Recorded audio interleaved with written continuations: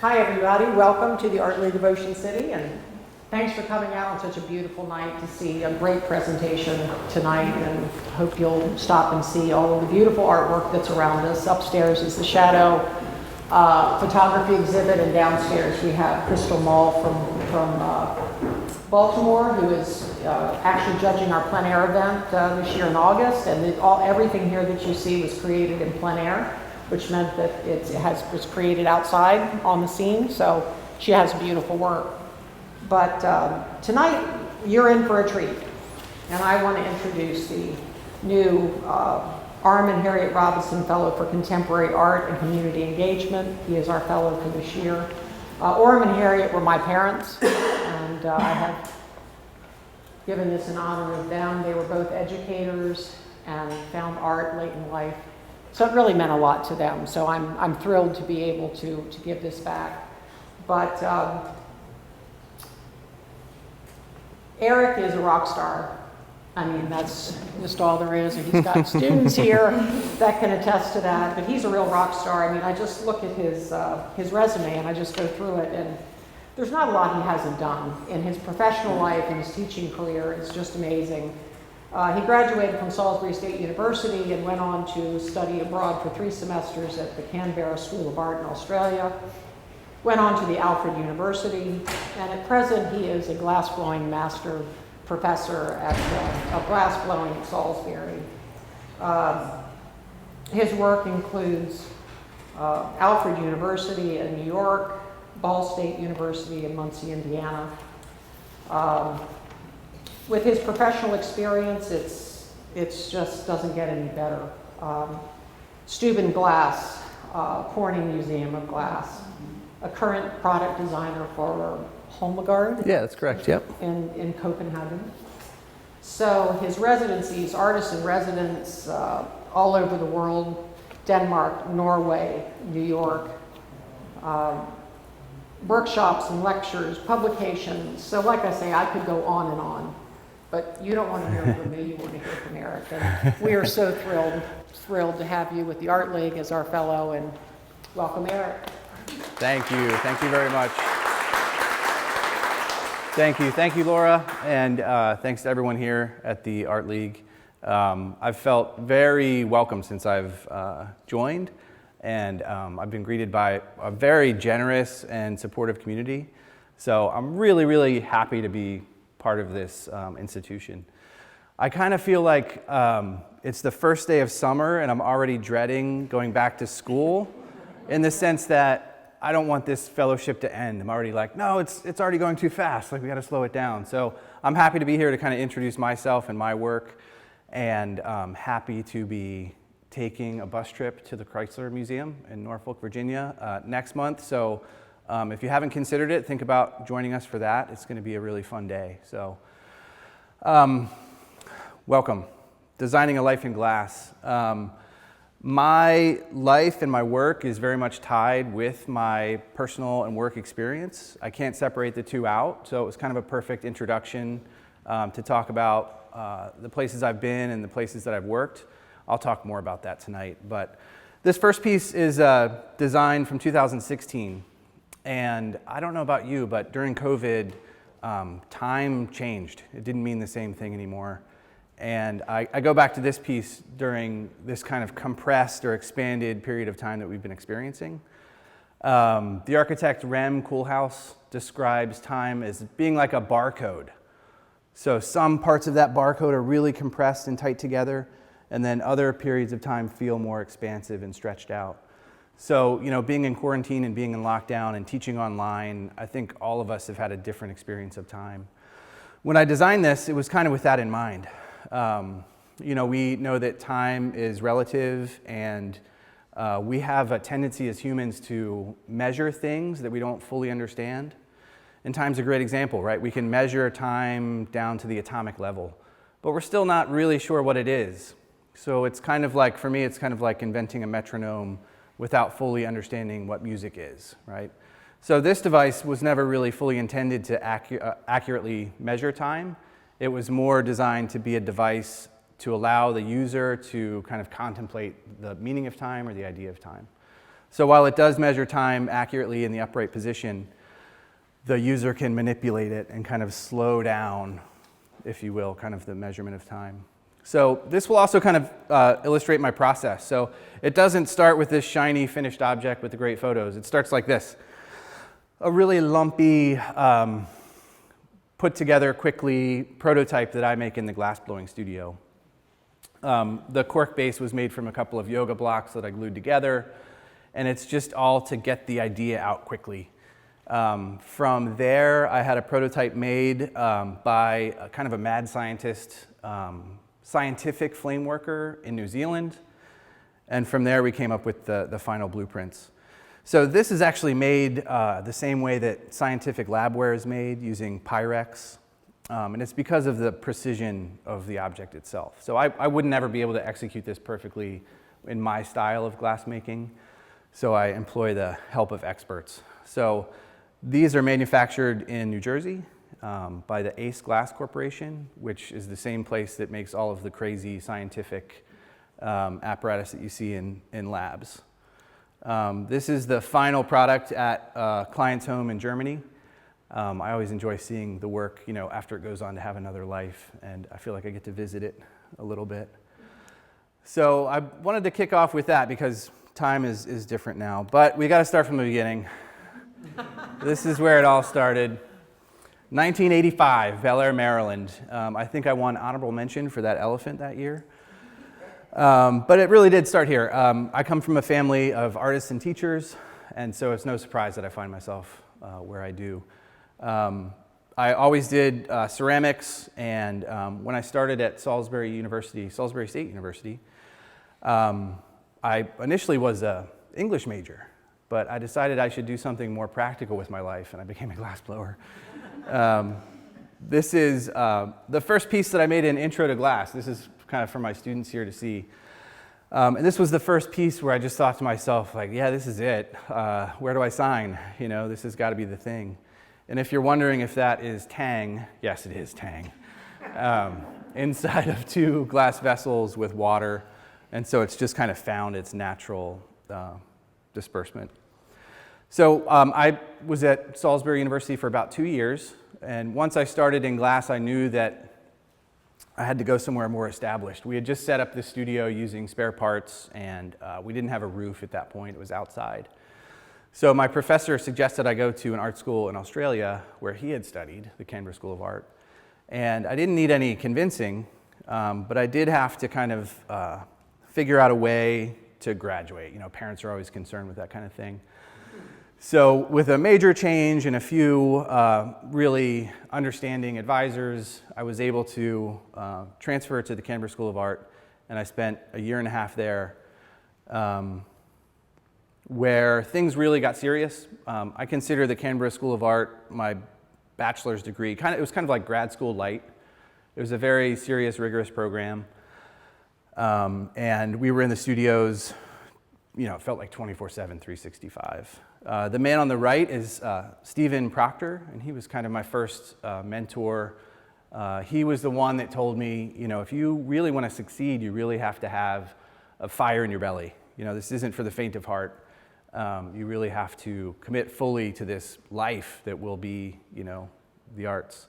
So Stephen Proctor, this is my class here, very international group of students. And while I was in Australia, I became obsessed with these objects on the right. These are called tektites.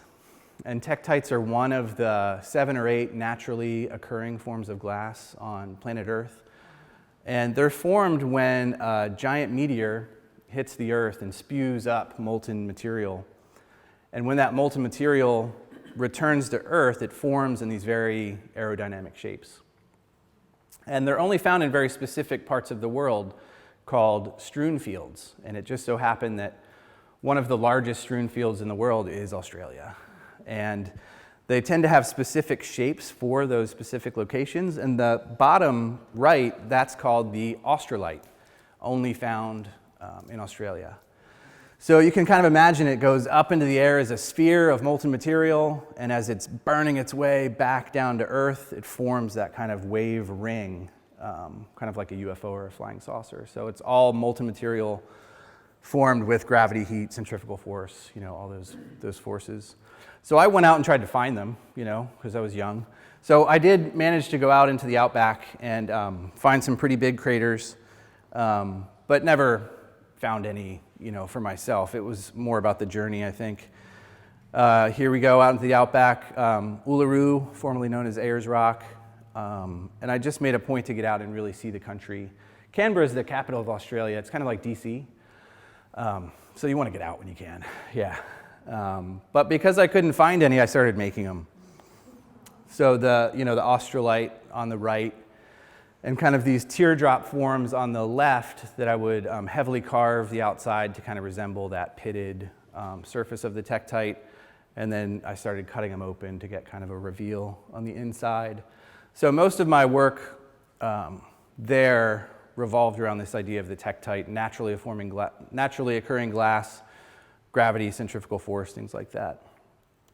The one exception was this piece here. So while I was there, the Bombay Sapphire Company ran one of their Martini art competitions. And the art school never really encouraged design. It was kind of seen as something you would do as a hobby. It was more about fine arts. The design really didn't come into our curriculum very often. And so this was kind of mentioned as like something extra you could do. When they called and said, we want you to attend the awards ceremony, my professor, Jane Bruce, was kind of like, okay, you can go, but you have to be back for class tomorrow, And this was like in a city 6 hours away. I missed my flight, I didn't make it back. But she wasn't mad because, it turned out okay. But this is kind of like the first time in my life that I thought, like, this is a thing. Like, I haven't been taught very much about it, but this is somehow just as interesting, if not more interesting, than the fine art angle. So most of my career has been spent trying to figure out that balance or that contradiction or how they work together. So after Australia, I moved to Brooklyn, New York. I moved to Brooklyn in 2001, horrible timing.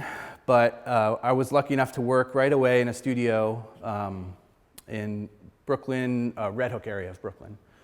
And this is my friend Anders. We both assisted two artists who were in this studio. And this is the work I was making while I was in the city. You can see the tie to the earlier research from Australia. The texture, the shape, but trying to become a little more commercial so that I could survive in New York City, right? Trying to pay the bills, selling the glass. But this is the person that I worked for, specifically Giles Bettison. And Giles is an Australian artist who was living in New York. And he uses an Italian technique known as marini, these little glass tiles that are rolled up on a blowpipe to form a vessel. And Giles and I shared an opinion about the studio glass movement, which is typically described as that point in America where artists started to use glass on a smaller scale. So instead of a huge factory, think like tiny garage studio. And it's told as this very kind of like romantic notion of these kind of like genius, naive artists who rolled down out of the hills and discovered glass for the first time, which I really rebelled against wholeheartedly. Giles shared that opinion, and we both kind of agreed that before there were big furnaces, there were small furnaces, and it was worth re-examining. The other artist in the studio that we worked for was Josiah McElhaney, and Josiah's work is finely crafted glass, but he's been able to really punch through into the fine art sculpture market. So he's a conceptual artist that happens to use glass. He's also probably one of the top 5 glass makers in the US. He's highly skilled. And he got that skill through an apprenticeship in Sweden. So there was my key. I had this example of two people who had created their own experiential kind of learning situation that was outside of academia, but that could lead me to kind of the informed opinion that I was after through actual experience. So I left New York City on this kind of quest to get that experience for myself. So a little bit of culture shock, from Brooklyn to a little town called Quechee, Vermont, where I started as an apprentice for the Simon Pierce Glass Factory. And if you haven't been, it's worth a trip. It's right on the Ottaquechee River, and Simon bought this old woolen mill He bought an old hydroelectric turbine from the state of New Hampshire, and so he generates his own power, electric glass furnace. And the restaurant upstairs serves delicious food on all the glassware and pottery that they make downstairs. So just a great business model. And the food really is spectacular. So if you're up that way, check them out. These are the things we made. It was very kind of like rustic, kind of like English style, elevated everyday glassware. The price point for a stem is around $60, which is not cheap, but it's not like the feeling that you have to save it for the best occasions. And they're really thick and chunky, so they don't feel like you're going to break them. So we kind of hit a sweet spot within the production market.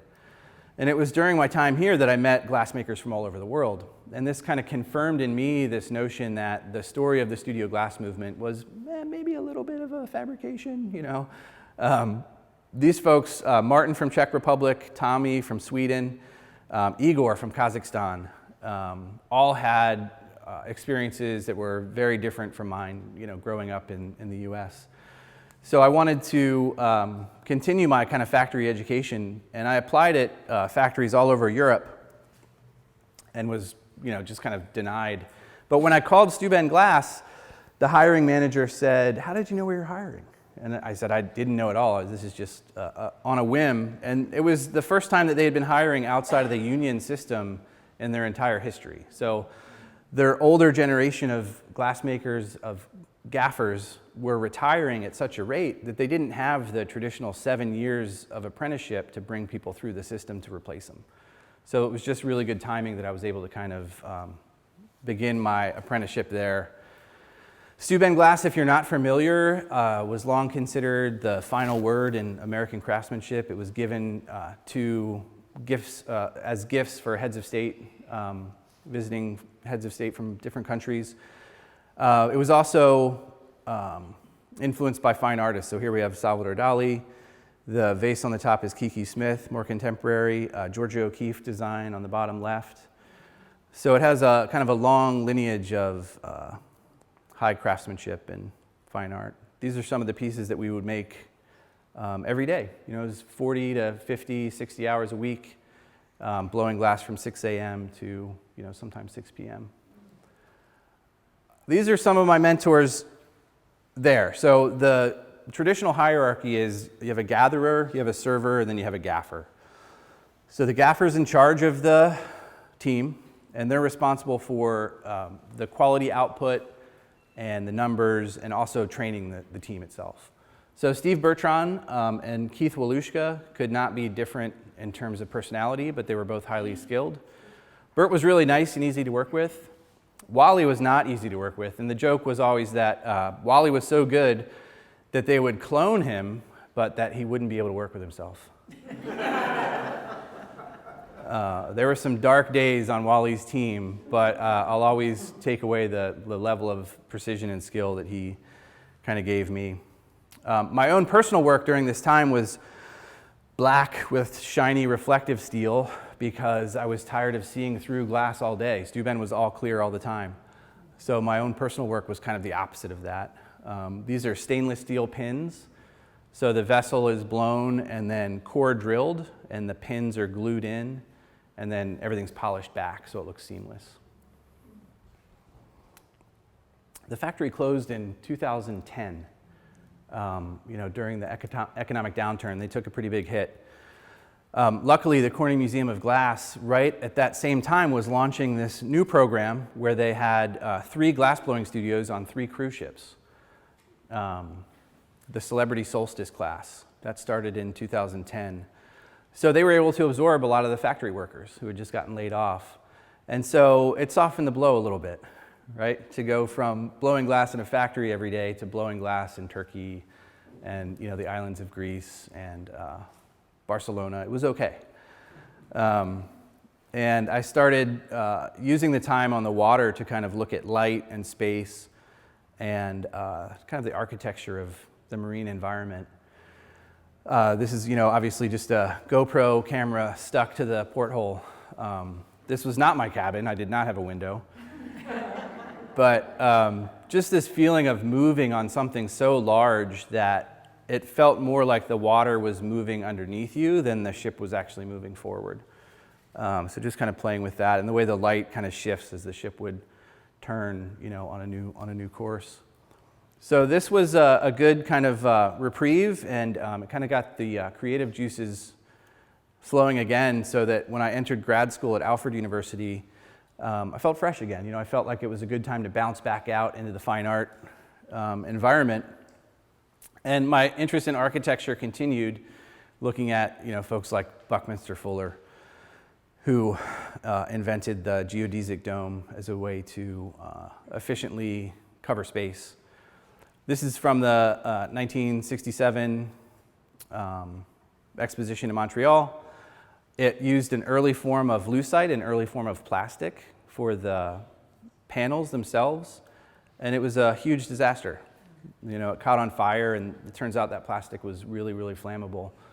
So it kind of taught me that these sometimes utopian ideas can turn dystopic very quickly. But I took that kind of architectural form and started working with it first in this, really clear homage to Bucky and the Bucky Dome. These are all hand-blown glass components that are then assembled together.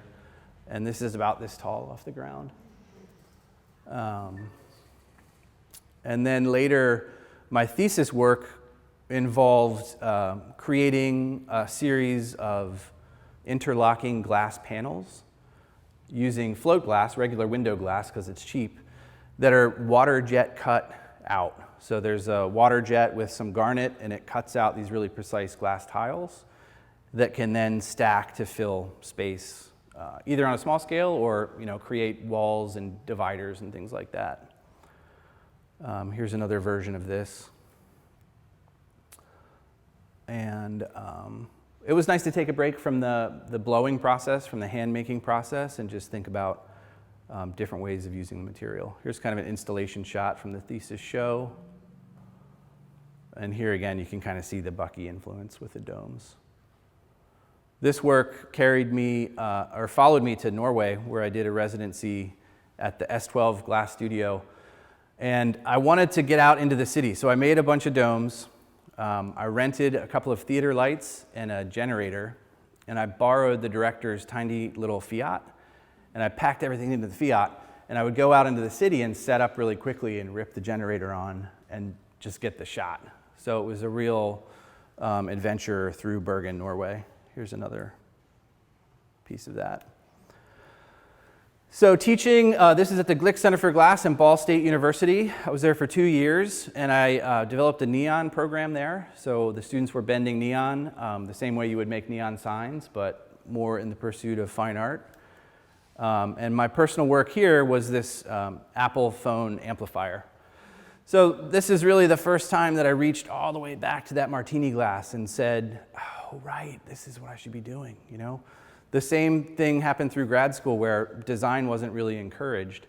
So it was almost like I was forced to express my design through these sculptural architectural forms because that was like an established way of making sculpture. So after the haze of grad school wore off, I kind of went back to that design sensibility. So this is from this website, Design Boom. I made the prototypes and I photographed it myself, and I self-published it to this website, which I encourage my students to do. Always get your work out there. It was on the website when the design director for Homegard saw it. He was just about to go into a meeting to discuss the direction of the company, saw the thing on Design Boom and rescheduled. 48 hours later, he was in Muncie, Indiana. And I was kind of like, are you sure you don't want to meet in Chicago? But he was like, nope, this is business. I'll see you in 2 days. So he came out. I picked him up at the airport. And we went to my studio, and I put the thing down, and I put my phone into it, and he, oh, okay, yeah, we can continue. And I was like, thank God. That would have been really awkward if, you'd come all this way. But I went out to Copenhagen. Homegard is part of a parent group called the Rosendahl Design Group, and this is their headquarters outside of Copenhagen. So I was able to go out there for a few weeks, and through rapid prototyping and different design iterations, we locked in the form. Because I made the form myself first, I could translate all that knowledge directly to the factory where it was made. So unlike a traditional industrial designer who might not have the actual hand skills needed to make the thing, I could talk directly to these folks. This factory's in Turkey, and tell them exactly how it was made, give them a few tips and tricks. They gave me a few tips and tricks, and it was a really good dialogue, really good relationship. So essentially, you heat up the one spot, and you have a graphite iPhone, and you kind of jam it in there and drill some holes, and there you go. This is the final product shot for Holmegard.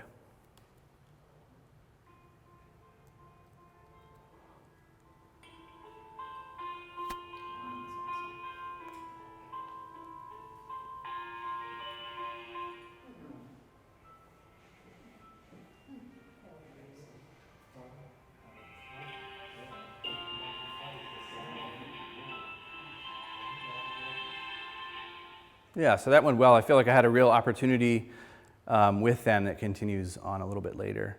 But part of the process is not stopping there, right? So the next thing I needed to figure out was, well, how do we make these things accessible not just to Apple products, right? Like, how do we make it so that anyone can have any device and amplify it at home? And so to make the prototypes, I used apples because I had them at home and they're easy to carve. And I could just try a few iterations immediately, take a bite, whatever.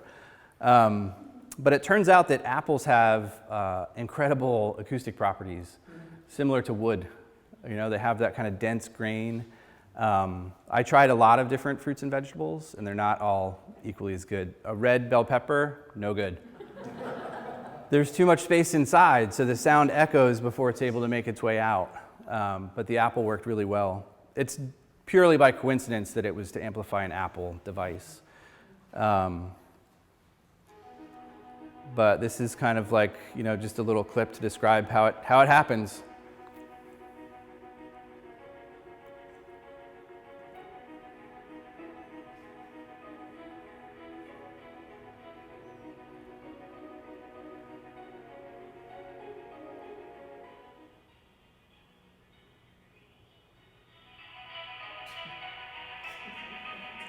It was better than the original with the apple. Yep.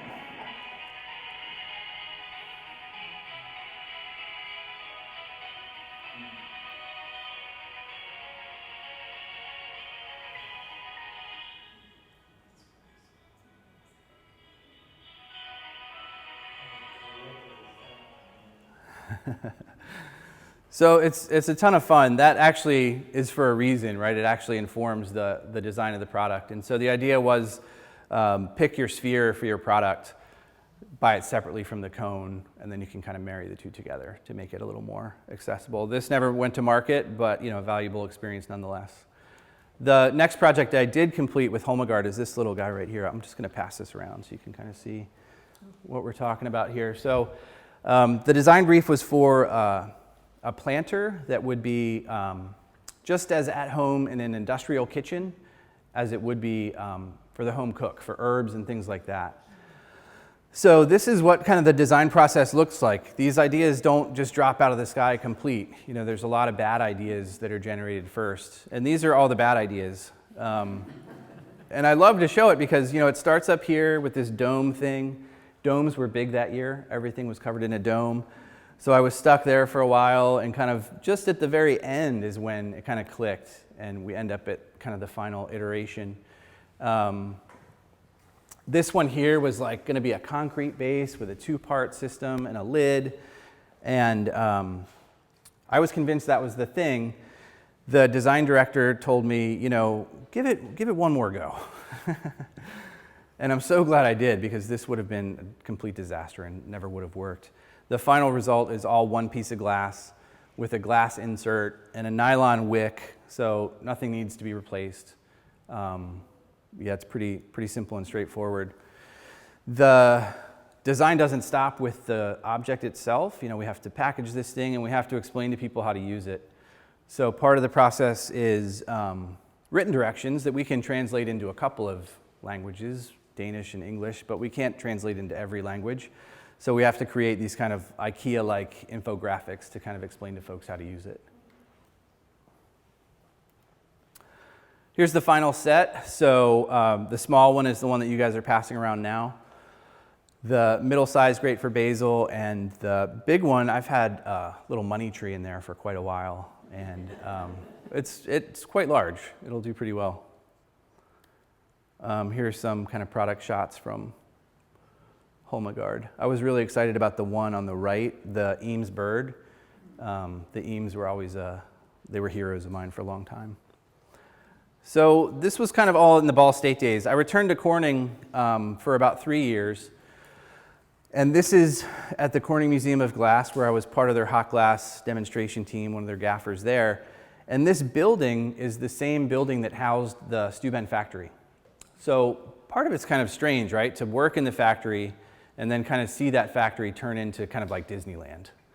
And to kind of experience the industry from both sides of the coin. But it's a beautiful studio, and this is a typical day. We would make these glass pieces for a packed house of visitors. And, our job was just to get people just as excited about glasses as we are, and it usually isn't that hard. But while back in Corning, I continued working on some designs for barware. So the barware goes through several different iterations here until it lands here.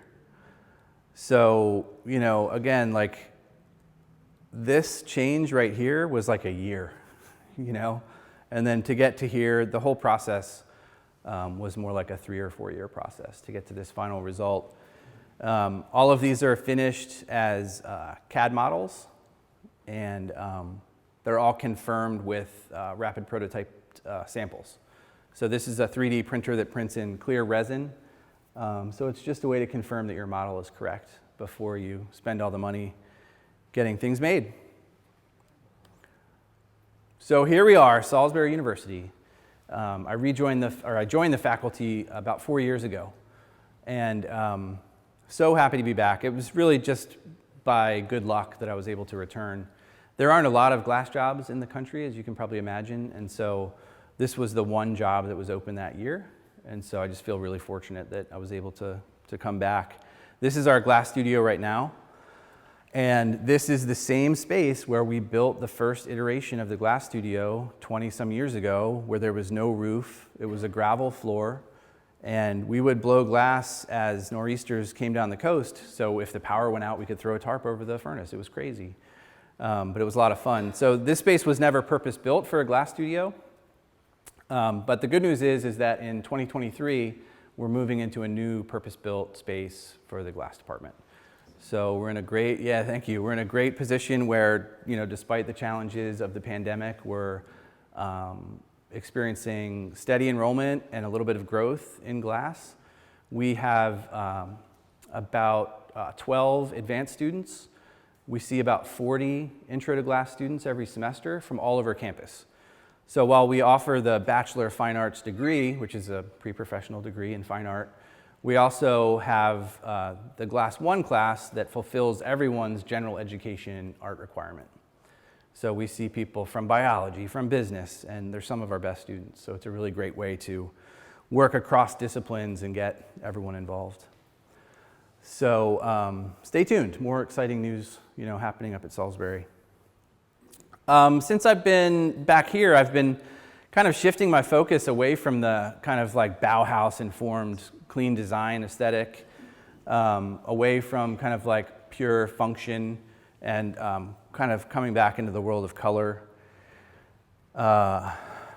And these pieces here specifically have been a real challenge. I've been working on these for the last 4 years, and it's kind of like trying to make something as imperfect as possible, but it still has to look right? So it's a new challenge for me, but very different from, the iPhone clean line aesthetic.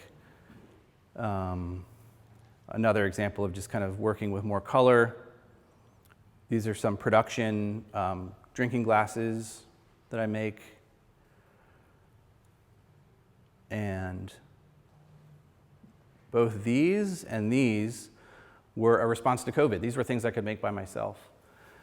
But this is kind of leading into what's going to happen here in November. So my exhibition will be in November, and the title is I Can Hear the Ocean. And I came up with that title when I was in my studio at school and I had a glass cone from a different project. I put it up to my ear and I could hear the ocean. We've all done that as kids, right? It's just the most kind of like core memory. I can hear the ocean. And so the whole show is kind of built off this idea of that feeling that, an object can bring when it triggers a memory that's so tied to, the place.